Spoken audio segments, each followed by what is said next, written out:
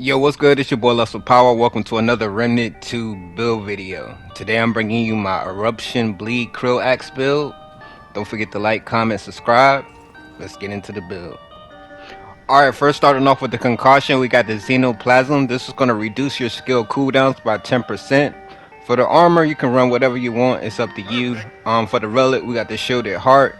And then we got Mythic skill cooldown, Mythic skill damage, and Mythic elemental damage.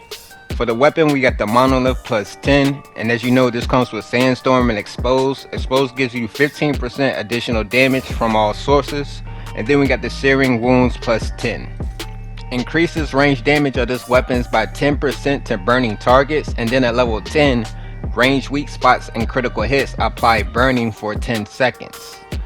Next we got the Krell Axe plus 20 with Krell Edge. Whenever you do a charge melee attack, you apply shock, and then we also have Tainted Blade. So now when you do a charge melee attack, you basically apply acid as well. But we also got the Blood Jewel. So whenever you do a charge melee attack with this, you apply bleeding. So just with one charge melee attack, you're applying shock, acid, and also bleed as well.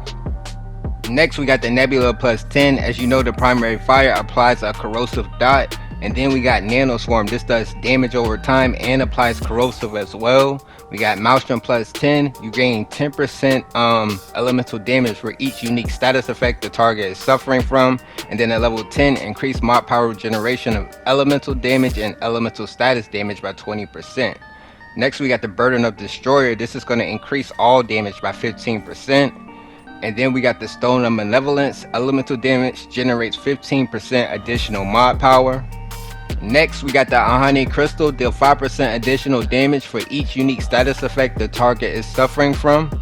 And then we got the Blood Jewel. Charge melee attacks apply bleeding, and this applies bleeding for 40 seconds. And this will activate the Ravager's Mark. So all you gotta do is throw your axe to activate the Ravager's Mark, and then increases all damage to bleeding targets by 20%, and when they're 50% or lower, this increases to 30%, which is great. Alright, next we're gonna knock out the archetypes. We got Invoker with Way of Kayula, and you know this applies Drench, doing shock damage over time.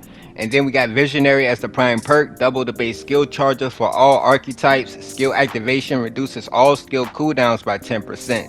And then we got Ritualist with Eruption. It basically creates a 22-meter explosion, and the explosion radius and damage increases by 100% for each unique status effect the target is suffering from. Also, it refreshes your status effects as well. So when your status effects are about to run out on like a boss, you can use Eruption to refresh it, so instead of applying it again. We also have 4 status effects on this build. We got Bleed, Shock, Corrosive, and then we also got Burning coming from the Searing Wounds on the Monolith. Alright, lastly we're gonna knock out the traits. We got Affliction at level 10. We got Flashcaster at level 10. Fortifies at level 10. We got Gifted at level 10. Spirit is at level 10. We got Endurance at level 10. So when you throw your axe, you basically have more stamina. And then we got Vigor at level 10, we got Regrowth at level 10, Expertise is at level 10, we got Amplitude at level 10, and lastly we got Siphoner at level 10. But that's the whole build. Don't forget to like, comment, subscribe. Deuces.